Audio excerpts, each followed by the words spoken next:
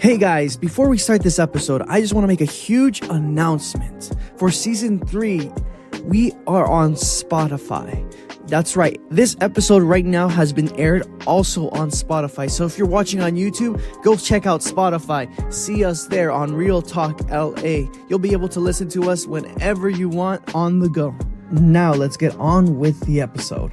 Hey guys, and welcome back to Real Talk LA. Yeah. Today we got Eddie, Maria, Adriel, and me, Joshua.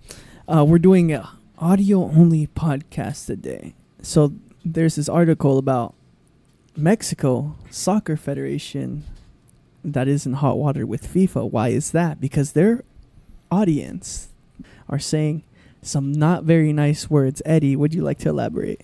So basically what the Mexican fans are chanting is when the goalkeeper kicks off the ball from their goal line, they are saying a specific type of slur word, Which we will not say here on the podcast. that is offensive to a specific region of people. And basically what FIFA is trying to do is they're trying to crack that down by ultimately suspending Mexico, fining them, and possibly taking away the World Cup from them, as well as playing games with no fans in attendance.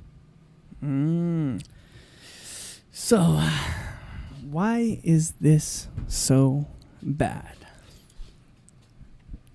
You want to start? Because we were doing some research, right? Research. Indeed, we were doing some research before the podcast. Okay. Do you have the numbers? 'Cause And I forgot. remember the numbers. Okay.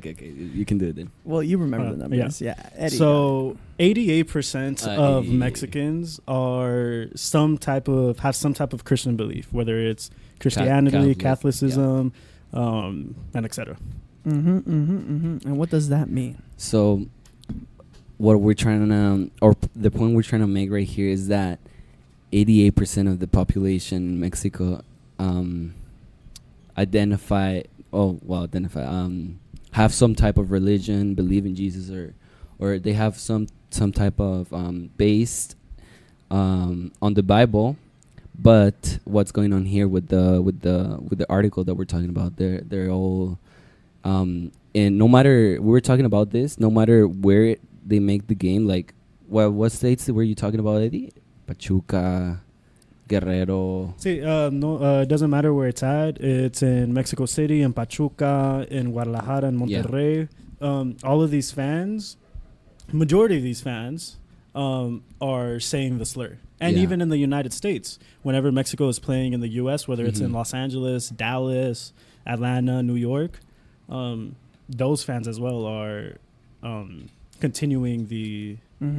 So the question is, how can because that's what'd you say, 22 out of 22 out of 25 people in the stadium have some type of religion, and how can this be happening if they believe in Jesus, right? Well, first, I think we have to not find out, because, I mean, we know, but we have to ask, why are they doing it? What is their motive in saying something so disgraceful I guess out loud?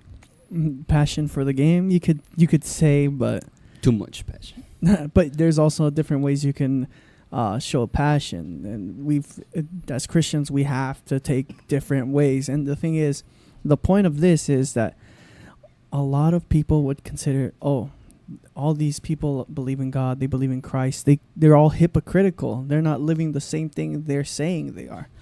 And the thing we have to point out is that a lot of these people Have adapted a religion. They have a religion in their lives. And what does that mean? Well, they pretty much just claim the title. I have a friend that when we were talking about God and stuff, we were talking, and he was like, well, I'm a Catholic. And I was like, really? You go to church? You believe in Jesus and everything? Well, my parents do it, so technically it's passed down to me. Oh, okay. So when people say they're Catholic, sometimes they just take it as, well, it's like a race thing. It's passed down. Yeah, that is very true. They do. I mean, coming from a Catholic family myself, I was actually looked down on because I decided to pursue Christianity instead of Catholic faith. And actually, once I turned 15, I decided to not, because I had done my first communion, and then when you're 15, you're supposed to do like some type of confirmation, Mm-hmm. and I had to stand up to my mom and be like, Mom, I'm doing my own thing. I need you to respect that, and I need to move on. But I did get a lot of backlash from family members saying how I was going to hell because I got out of my family's tradition, and that you don't do that. Which is crazy. Yeah, and it's just become a tradition at this point. It's not even a relationship that is the whole point of Christianity. And An issue that I find though that with what they're doing is that obviously the issue is that their relationship with God and Jesus is basically Non-existent. But as well, they justify themselves by saying, "Oh, what we're saying isn't a slur word. It's just a word that we use to in protest of." It could be cultural, though. I did know a certain group of people that came from a certain part of Mexico. To be more specific, they came from Guadalajara, and they were Christian. They were like the most. I mean, seeing them was like they were like so devoted. yeah. No, we're not saying every Catholic Christian that is from Mexico is bad, you know. But it's just a point we're trying to make, that a lot of people from Mexico that call themselves Christians don't really reflect the love of Jesus in their lives. Mm-hmm. And we're talking about Mexico right now, but this is happening all around the world, in the U.S., Europe, all over the place. All not the chant per se, but the hypocritical lifestyle. Oh, yeah. The hypocritical lifestyle. They say they're one thing, but when you see them, they're completely different. And the crazy thing is that they're everywhere. You can have them in your church as well, where they're going, because it feels. I've met a lot of people that say, "Well, I just like how I feel when I come," but you don't really see any changes in them. They're still doing the same old stuff, but they just like how they feel when they come here. Like it's like a fulfillment. It's a little tingle, Yeah, like a little. Okay, I'm good. I already went Sunday, so the rest of the week I can sin and act the way I've been acting, and then I'll come back on Sunday and do the whole like a ritual kind of thing, Like a religion. Yeah, religion. Sorry, yeah. And to add what Josh was saying, maybe these people aren't saying a specific slur, but they are saying F you to all of these basketball players or football players or even other players. They're saying disgraceful things maybe to family members to get them under their skin. And, they say it's the passion that they have for the game. It gives them the reason to do what that's the crazy part. That's something I hear all the time. Sometimes with especially words, people say, well, there's no other word I can use to express it. It's just that intense of a feeling. And they use that excuse, right? Yeah. I've heard that a lot of times. But what does this mean? That we have to be observant, because a lot of people will claim the title of Christian, but not a lot of them will fall beyond short. And a lot of us fall short, but we just gotta make sure that what does it mean to be a Christian? It means to follow Jesus. It means to have a relationship with Jesus. And I also wanted to add to, like, for us not to be super, like, I know that they are living a religion, but that's all they know. A lot of people haven't had that encounter. And we're talking about that. So maybe have, like, if you're gonna, like, direct somebody, like, and you want to see a change in them, do it with love and be like, hey, brother, like, they're people, they're doing their best. They're soccer players that their families are there and they're hearing these chants. Like, they're basically at work. Like, soccer players, that's their job. They're getting paid to do that. And then to be hearing that while you're working, while you're trying your best, it's shameful to the sport. It's shameful to the people. It's shameful to the families. So to just have that respect. Imagine you're at work, right? And your family shows up to go see you work and to cheer you on, and somebody in the corner is just telling, like, all these slurs at you. Like, nobody wants to see that, and that is something to look at. Like, if you can't look at as a spiritual type of way, look at it as that. Like, hey, it's never okay to do that, and for us to show people that, and not like claim like, hey, no, well, they're wrong because they're following a religion, and they are. But to have that love and be like, hey, that's all they know. At some point, they don't know relationship yet. They don't know relationship. So, and there's also another thing that's happened this week. Ooh, they're smiling. They're smiling at me right now. What happened this week? I wonder what happened. What happened this week? So, we don't like getting into politics that often. No, we don't. At all. At all. We don't get into that. We don't tell you who to vote for, who the candidate that God is calling you to vote for is. We don't believe in any of that. What the government, that's its own beast, and we do not confide in it 100% ever. But recently, you have the new Biden and Trump debate that came up recently. Ooh. And what did you guys get out of that? If you watched it, what did you get out of I that? haven't watched it. I got some type of Brutal honesty. I got some type of entertainment, and honestly, in a whole lot of scheme, it was pretty boring with some entertaining things. But yeah, as far as that goes, that's as far as. But it when goes. you say entertaining things, Hey, it's a debate. It should be just civil, it should factual be civil. information, It but should it be. became a show. Yeah, it did. Just like how it was 4 years ago. Hey, you see, this time I'm even more excited to watch a presidential golfing game than a debate now. Just put them in the ring. Give them gloves. Put them in the ring, yeah. So, as you can see, we have found out that even the presidents are still human. Yeah. They are still human beings. They I have feel it always has been. more to do with their age. I feel like when you become 80 something, you turn into a little kid again. And hurting someone's feeling becomes more important than actually doing something of value to the country. That's how I felt about it. Human. Yeah, and there's been a great division there because a lot of people are saying, "Oh no, this one's right. No, Biden's right. Trump is right." Yeah. This guy had a point in this situation. This guy had a point. That guy could definitely beat him at golf. Yeah. People have put their faith in the government. They put their faith in the government and people. They put which is not inherently a bad thing, but they've put their faith in people way more beyond what faith in God. We've lost the faith in God in this generation, and we've lost the faith in God in every, like, pretty much a lot of generations past. They've decided to work on their own human strength and everything.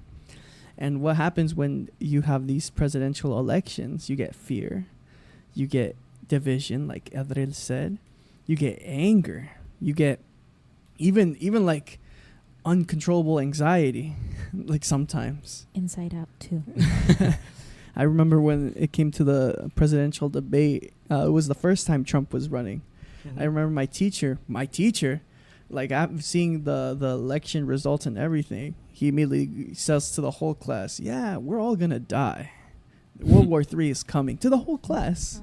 It's crazy how like to eighth graders. Yeah. Eighth graders to eighth graders, and I was like, wow, that's unhinged. But you see how, like, it really dictates, like, the government is not the thing that we're supposed to be looking up to for protection. Like, yeah, you expect it sometimes, but the thing is, there is one person, one being, and that is God, that we should be putting our faith in. What the Bible is telling us, it's showing us, like, when you have a life directed and lived off of what, you know, God has spoken and God is saying in these times, like, the Bible is a true guide. You know not to be conflicted because you're trusting in the one that has your life in his hands. And you know not to be conflicted even in these situations as, you know, that the government and all of these different things. Like,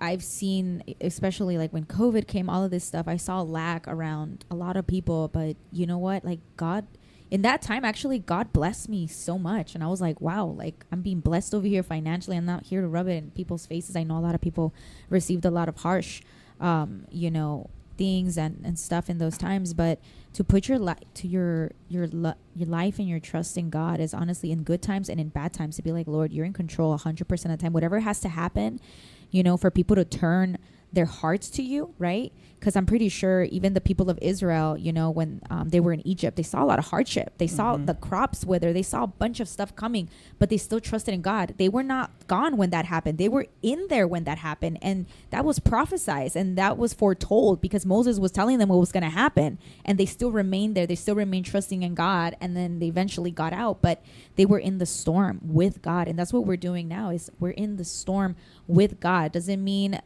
you know, he's not going to show up for us. He's going to show up for us 100% of the time. Mm-hmm. And pretty much in these times, especially, you see like people are living in fear of the future, like you said. And we think the world is actually governed by humans. But the reality is God is governing, and in his time, things will happen. And to get into our topic, human nature. The human condition. The human condition. So we're talking about all these things that are happening in the current days, and it's just a natural thing to talk about, like, what is the human condition of today's generation? And so Isaiah says the human condition is lost. We have wandered astray, but why? Why have we wandered astray? Because we're putting our faith in the humans and people in and the world. also losing our faith in God. God, But what caused that? What caused loss of faith? I think with everything it's happening right now, with a lot of people is fearing, like, you know, what you see that's going on in the world with the hunger, the war, right now in the United States, the presidential election. I think a lot of people have more fear of what's going to happen than trusting God instead. The internet. You know, it goes back to what we were talking about, I believe, almost like a month ago, on how social media and the internet influences so many people on thinking other things. You know, I go to Twitter right now, and it's so many opinions on so many very gray line matters, and it's people basically fighting over it, insulting one another, and it kind of makes one feel scared and afraid to have a, how do I say it, lesser, to be in the minority of an opinion, because then you'll just be attacked and feel like, and basically feel outcasted. And I feel like within Christianity and other religions out there, that's how most people are starting to feel as more is passing by, because people are questioning more, having more questions that they don't want to go out looking for an answer. That's the key right there. But they're all wandered astray. They all lost. But why don't they want to look for the answer? I feel also too, it's generational. Like trauma. Faith is not just trauma, but faith is also passed on generationally. We can see after Moses left, who was the other guy that was left in charge? Joshua, your best friend. Yeah.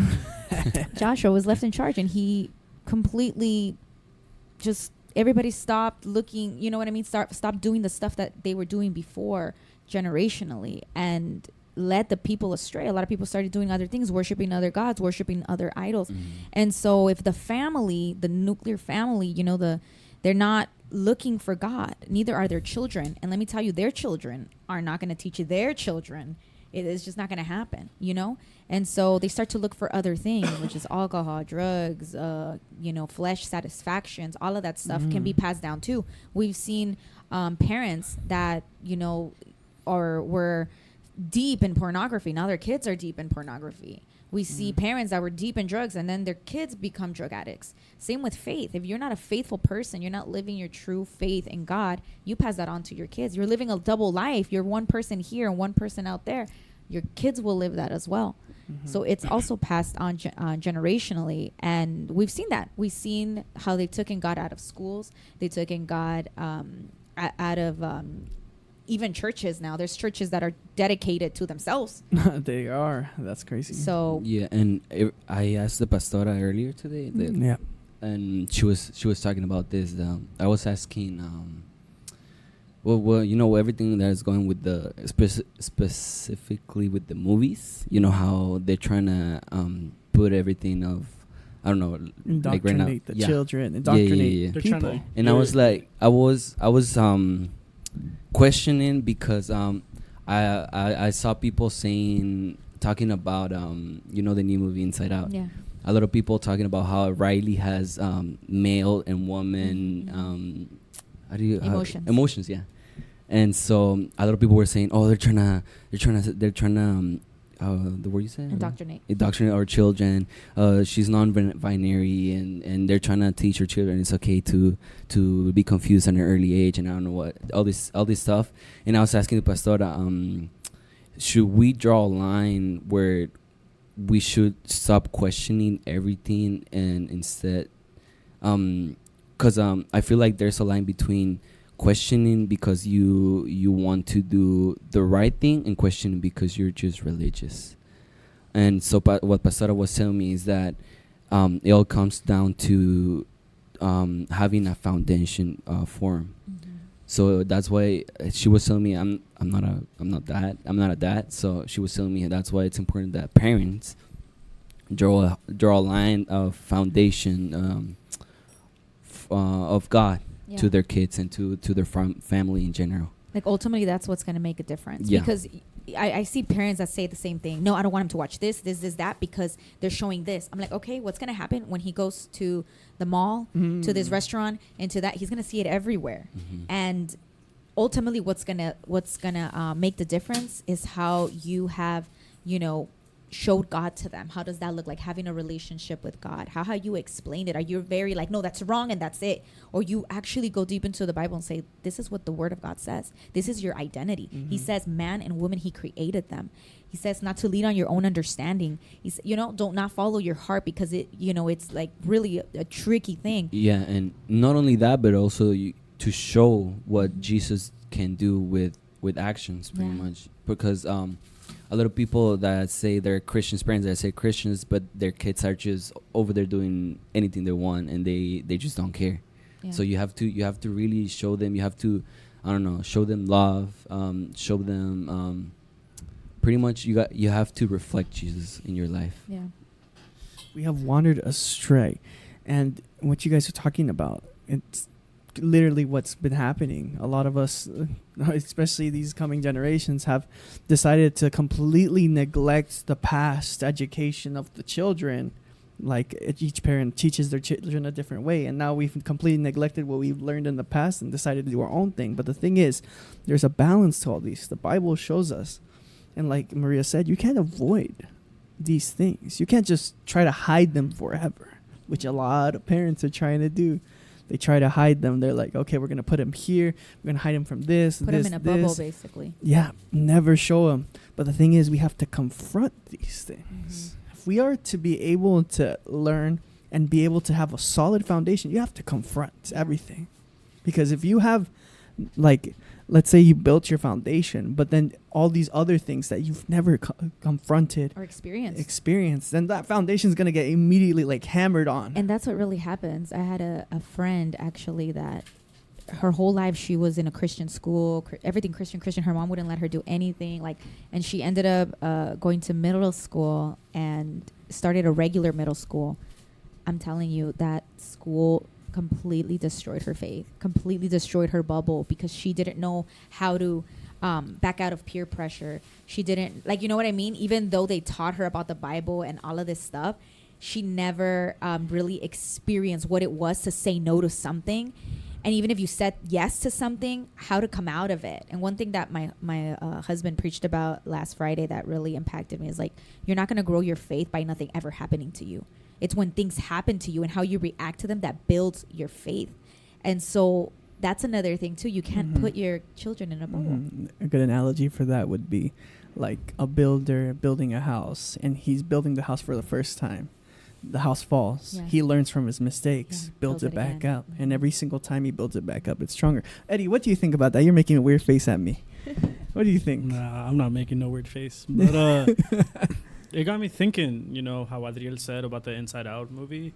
And where do we draw the line, ask questions and all that? I'm going to ask a question. Go ahead. Where does the line come across when watching movies, doing stuff like going to Universal Horror Nights, Not Scary Farm, or even playing video games that promotes shooting and murdering. You have to look all the way back to the core of everything. The core of everything. Sometimes we're questioning, like the main thing I always say is when we're questioning like a lot, like whether we should be doing this, that's when we should be like, you know what, maybe I just won't do it just in case. Because the thing is, the Bible says, let me pull up the verse. I'll get it right now. So the verse, 1 Corinthians chapter 10, verse 23. I have the right to do anything, you say, but not everything is beneficial. I have the right to do anything, but not everything is constructive.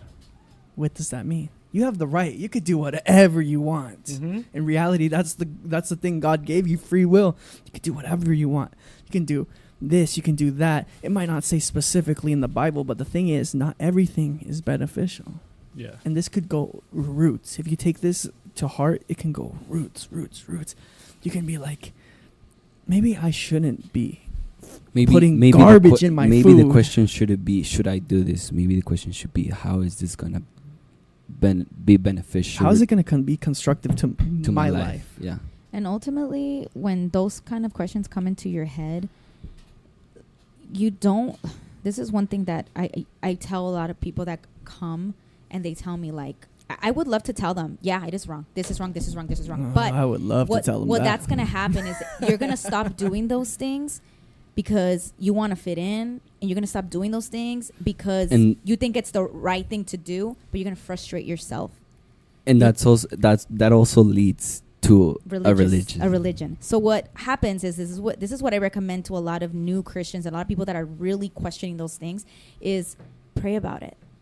Pray about it. Ask God, show me.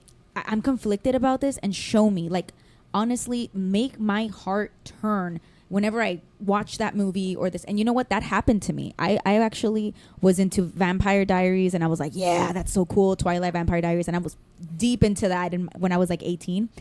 And on one occasion, and I remember God telling me, like, you shouldn't be watching this. And I was like, nah, I'm good. Nah. Yeah, it's just a show. It's fake. And one time I went home after binge watching it. I went home and I started seeing stuff. And that's when I was like, I absolutely cannot watch this show anymore. But okay, question. If you never saw those things, if it never had negatively impacted you in your life. And that's the thing. It's not always going to show up like that. What it's going to start doing, it's going to start eating at you. It's going to start making you're going to start doing that. Like, oh, this was okay. And then ultimately you're going to start trying harder stuff. Oh, almost like a drug. Exactly. But Josh had told me a few weeks ago that those things open doors for evil to go into your life. But is there a line that it just crosses, that it just doesn't happen because it? Well, that's a thing. It's a really vague line. You got to watch out, because if you do feel like it's opening doors, then close those doors. Yeah. If you feel like it's opening all these things in your life, you got to close them. Yeah, because God in his grace, he's going to give you a lot of opportunities and moments. Like, for example, it didn't have to come to that. God was already speaking to my heart and making me, honestly, I would feel uncomfortable when I was watching it. But my brain was like, no, it's so good. And then that had to happen because God's like, eso no va a escuchar si no le enseño que it's spiritual. Spirituality is real. Like, there's stuff that manifests in the spirit realm that can manifest in your life for real. But the thing is that I want to go to something that Josh and I were talking about horror nights in specific. Mm-hmm. You know, me celebrating, me going to horror nights, working at horror nights, or going to horror nights to to have the experience is bad because it opens doors. Whether I believe it or not, why open those doors in the beginning? Why am I going to let a door be there when it just shouldn't be there? If you start pulling those things away from your life and you start like actually getting rid of those things, then when you actually go back and see these things, you're going to be a little bit uncomfortable. You're going to be like, dang, I was okay with that. Yeah, just like Maria was saying, like she was perfectly fine with Vampire Diaries. It was nothing to her. Nothing. But now when she looks back, she was like, dang, that really messed me up. But at the same time, like Adriel said, instead of asking, should I do this? It's like, what is it helping me in? For Maria, at a certain point in time, it didn't negatively impact her. And she genuinely believed that it didn't. Also, too, like, it's not just about, this is something that you're going to have a battle with. It's not just about if it's bad for you. Because we tend to do that. It's not bad for me. Okay, but is it good for God that you're watching that stuff, or you're partaking in those things? Is it showing any type of devotion to God? Is it doing anything for your relationship with God? Or is it just desensitizing you? Because a lot of the times we act out on our own what we want, what it's doing to me. But also, do you think God is pleased when you partake in those things? Is it pleasing God? And if it's not, and you're like, well, it's not pleasing God, then that answers your question. Then you're just gratifying your flesh. Then taking it even a step further, as you get deeper into following Christ and all these things, you end up taking responsibilities. You end up maybe taking leadership, pastor, everything. What would it be like if you saw your leader posting, oh, I went to this event. I went to, let's just say it's the same thing, concept, like your club, horror nights, all these different places. Imagine your leader just posts a picture and goes this. You're justifying, you're affecting the people under you. It's no longer just about you. You're justifying it to them. They're like, if that guy can do it, then I can too. Yeah. So we got to think about it like that. We may be the rock that trips them. Yeah, that's true too. And honestly, it's just comes down to the condition of your heart and how God reveals things to you. I've met people that still to this day are, they go to church and they're still clubbing, they're still doing their stuff, and I guess God has not revealed it to them because that's how they feel about it. But it's also too like the projection of your heart, like how accessible you are to God. Are you really asking God, like, study my heart? Whatever you don't like, that's one thing you need to do every day is whatever you don't like, God, reveal it to me so I can change it, because I want to please you ultimately. Yeah. I want to have a relationship that pleases you. All right, this has been Real Talk LA Part 1. Be right back. Hey guys, and welcome back to the second part of Real Talk LA. Woo! Yeah, we got Star in the building now. Yeah, I had to kick out Eddie. Eddie's still in the background. He can grab the mic whenever he wants to.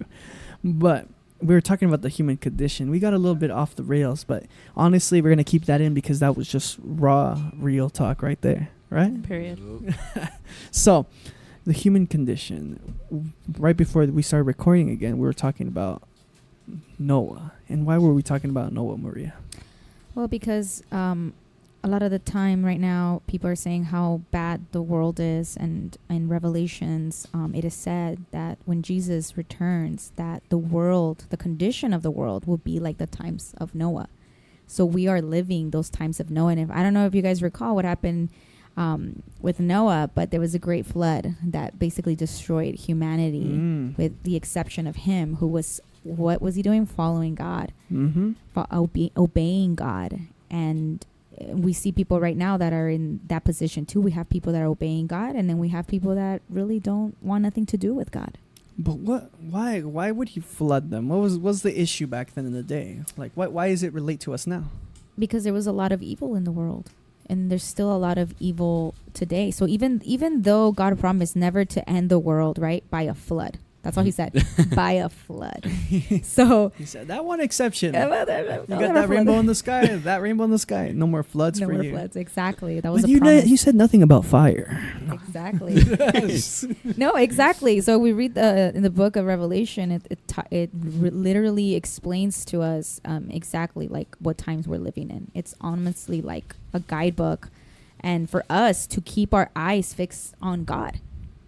To not lose sight on what is actually important, our eternity, because we're going to be here momentarily. The way we live right now, a lot of people say, no, well, it doesn't matter how I live right now, It matters a lot, because that's your gate, your key to enter heaven. How you're living. Are you living a life that's according to the word of God?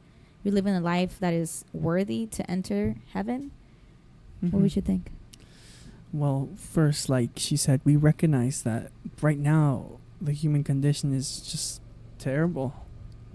Like, yes, as humans, we change, we evolve, but sometimes we go back. Mhm. And just like the Bible said, we went back to like the times of Noah, Yeah. confusion, sexual immorality, murder, a lot of murder going on. Mhm. And it's just horrible. Yeah. It's horrible. And a lot of people having the revelation still doubt if there is a God or not. But the thing is, they use the excuse of the why everything bad is happening for you not to believe in God. Mm-hmm. Although God did say that all this stuff was gonna occur again. So I wanted to talk about. So we had a preacher actually come on Sunday, and he was a doctor, and he was in the medical. He is. He is a doctor. Well, yeah, he never loses that doctor. And he, throughout the years, witnessed a lot of people have those moments of Near to death, death. near to death. Well, actually dying and actually reviving. And with that, he was able to see so many testimonies of similar things happening. Mm-hmm. Like there was some people that went to heaven, and God gave them the decision to either just stay here or go back. People always get back, always come back without their will, because God always tells them, you have a plan. Yeah. We have a plan for your life. And then there's those others that when they die, they see darkness. They Like see this one pain. example. Huh? Like the one example. Like that one example, we were talking about this too. It was the example of when this person passed away 3 times, got resuscitated 3 times, and every single time he went to the same dark place where he was being tortured, where his skin was being peeled, By demons. and his skin regenerating and then getting peeled again. So he had infinite moments of excruciating pain. Mm-hmm. And when it came to him talking to the doctor, which was a Christian, they were discussing. And the doctor tells him, you have witnessed so much pain, but God has given you grace because he revived you all those times. He's giving you a chance. He's giving you a sign. He's giving you a warning that what is ahead is not going to be pretty. You can change. You have hope. You don't have to go back there. I have great news for you. Follow Jesus. You won't go back. And what did the guy respond? No. Thank you. But why did he say no? Because turns out that he was a biologist and professor biologist, and he was pretty much an atheist that didn't believe He in wrote books about atheism, Darwinism, and everything, Darwinism. evolution. If you don't know, which everyone probably knows, it's pretty much we came from nothing, we formed from nothing, we grew from cell, this to ape to what we are now. Nothing is created. It's just It just is. It just is. no, we came from the chango, or the monkey. Monkeys. We came from monkeys. We evolved from monkeys. Mhm. And well, he said no. He said no. And after witnessing like all that pain and suffering, you would assume that why would he say no if he clearly does not want to go back there? Because he did not want to go back there. Who would ever want to go back there? And the thing is, that's also the human condition of today. Yeah. We live in arrogance, ignorance. We live in pride. If whatever we say is, and that is it. And I think what this professor experienced is what is it has to do a lot with what was happening back then when Jesus came to the earth. He was doing miracles, but people Ooh. were Jesus were Yeah, no, I said ooh. I did say who. Who's that? Jesus was doing miracles, and still people was questioning, like they were saying, oh no, he has to be como se dice, witch? Is that what it is? Yeah. Is that what it is? Brujo? Brujo. Wizard? And they were questioning, huh? Well, technically it's a wizard. wizard. I don't know what. He's a magician. Yes. Other people were questioning, even lo apedreaban. Yeah. How do you say that? Throw stones at him. Mm-hmm. So yeah, I guess you can relate the what this professor he had the revelation. He was able to see all this stuff, but he still was questioning God for some reason. Yeah, and in the same way, how, like you said, they witnessed miracles, they witnessed Jesus. We also talked about it connects everything, just connecting together. We're talking with La Pastora again, my mom. We're talking about Judas. Mm-hmm. Oh yeah, Judas. And why would we talk about Judas? I have no idea. But it came up, and it was a very valid point. Judas, what we discovered, me and him freshly. Yeah. We discovered that Judas, his incentive wasn't just money. Just money, yeah. Would you believe that Judas betrayed Jesus for just money? What do you believe? What do you know right now about Judas? Like what did he do with just money? He was greedy, and he just wanted money. Ultimately, yeah, wanted money. Yeah, he was known already for doing that. Mm-hmm. He was known for.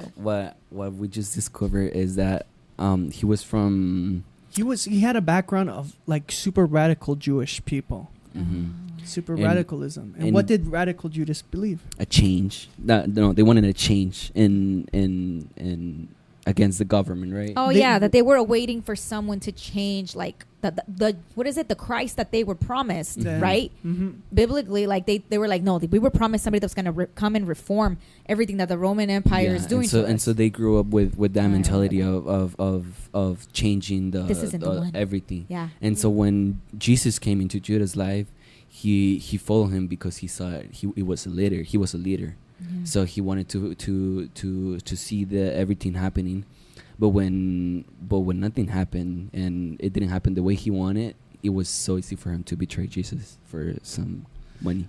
And he regretted it, but never asked for forgiveness for it. And that's the thing. That's what we're living in right now. Yeah, we have people. I mean, we don't know much about this doctor that you just mentioned. You know, we have a lot of people that, like you said, you know, Jesus didn't show up the way they wanted or intended, and for that, like, he doesn't exist. We have Kanye West, who said, Kanye West. What did he say? I prayed to Jesus and I told him to do this, and this. He's not a genie. He's not a genie. And I think that's what he was expecting, like magic to happen and for his wishes, you know, and his desires to come true and right away. And I honestly believe, yes, God can do it. God can do anything. But I also believe that there's always a reason why God doesn't do certain things. Mm-hmm. So, with the... I made an appearance, by the way. Sorry, Josh. No, that's the whole point. You made me. All right. Obviously, the whole... we have faith. Mm-hmm. But why is it for people like Kanye, and just in general, they lose that faith because things happen to them? Mm-hmm. Why do such bad things happen to what's supposed to be such good people? Well, I know that's why I'm generalizing. Because for example, like in his case, I'm not going to justify anything that he's doing or saying at all. It's very horrible. But his mother and his best friend died all within a span of a year. Mm-hmm. Very, very hard for someone to go through something like that. And then I imagine there's other people that probably go through worse things. Yeah. I guess my question is two questions. Why can such bad things happen so fast to people who think that they are such good people? And then as well, how can one still keep faith, if not strengthen it? Because I'd assume in those moments you would need even stronger faith than you normally would. You first. Okay. Yeah, you do have a point there.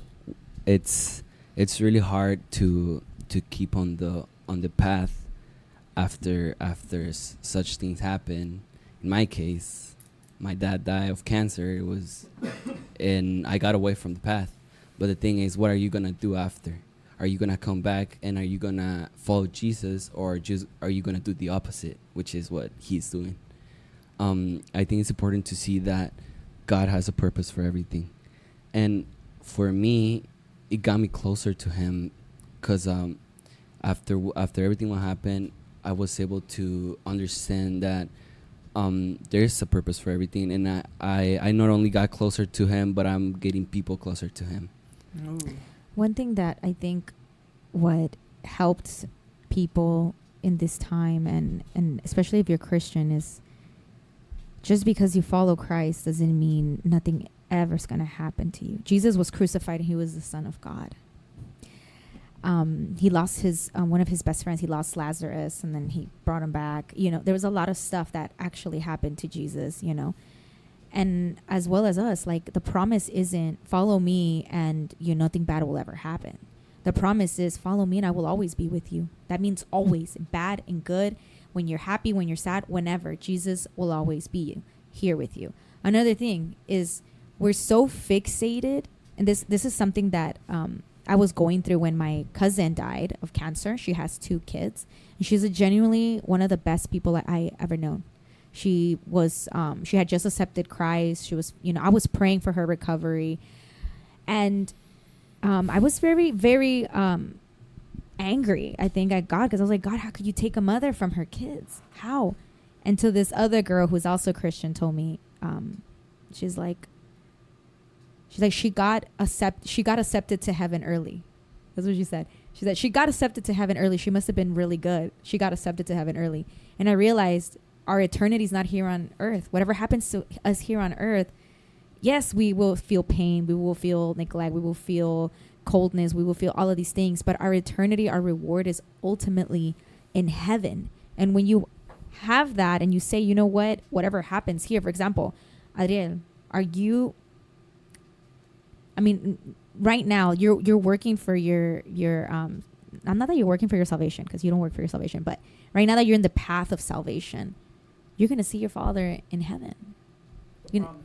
That's the promise. That we're going to see those people in heaven. And generally, as Eddie was saying, like, well, they're not asking for bad things, right? I believe maybe, or in Kanye's case, he's asking for his family back or his children back. That's something good to ask for, right? But it doesn't work that way. Faith is not about, oh, God gives you what you want and that's how you have your faith. Your faith is given to you on you believing despite God not giving those things to you. Okay, so I agree with that. Period. But now this is from me, who I won't really know the answer to this, so I'm generally asking this. Okay. Can you question, God's choices and what He does in your life? Absolutely. Or does that go against your faith? Like, nope. Absolutely. I think you can complain to God. You can, be mad. For myself, I don't know if you guys were here last Friday. Edgar was saying how he was so angry for when I lost 2 pregnancies. Mm-hmm. I was angry myself. I was like, Lord, there's women out there who are not even married getting pregnant. How? How, Lord? But that's the thing. I still chose to go to Him. Mm-hmm. Even in my anger, even in my frustration. Just like he said, Hannah was crying. She wasn't eating. She was doing all of these things. She was angry. She was frustrated, but she still went to God. And I still chose to believe God. I said, you know what, Lord? I don't understand it. And He told me, do you love me though? And I was like, I love you. It's like, then you don't need to understand it right now. Just know that I love you and that I'm with you. And He laid all of those questions at peace, because I chose, even in my anger, in my frustration, even in my disbelief that I was ever going to be a mom. I was like, Lord, I think there's something wrong with me and I'm probably never going to have kids, but I'm just going to keep following you. I'm going to keep doing. I was ministering at the time. I was still in the worship. I was still with the youth. I was still doing things for Him because I genuinely believed and followed Him. And so it just comes down to that, like, you choosing, despite of your circumstance, to follow Him.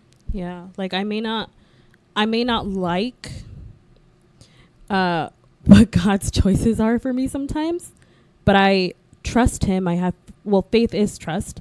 I trust in Him. I have faith in Him because I know what I've gone through. I know how I've made it up to here with Him, backing me up and pushing me forward, that I'm like, you know what? I don't like it, God.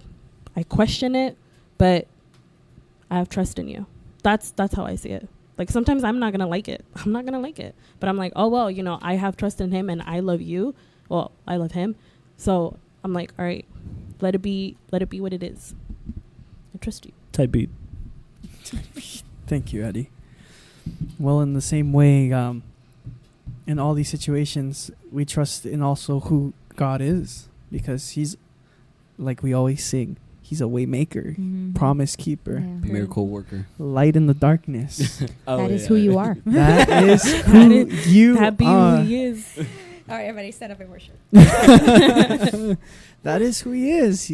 That is who he is. Light in the darkness. Mm. So I know a lot of people listening may still have questions. I know Eddie. Oh, he has so many questions. He's so conflicted right now. But just like him, you may have those same conflictions. You may have questions. You may have convictions from what we've said. And you just need to know God is with you. God will always be with you. He will make a way when you think there is no way. All you have to do is give your life to him, just like he gave it up for you. So, Period. Are you mocking me? bow your head, close your eyes, except if you're driving. Dear God, thank you for everyone that was able to show up. Thank you for Eddie. Thank you for Maria. Thank you for Star. Thank you for Adriel. Thank you for everyone in this room. And Lord, I pray for the people that are not in this room. I pray for those people listening right now that need reassurance, that need to have their faith supported. Lord, I pray that you reveal yourselves to them in their need. Lord, I pray that you meet them there. Lord, I pray that you bless their lives, that this message, these words may impact and may not forsake.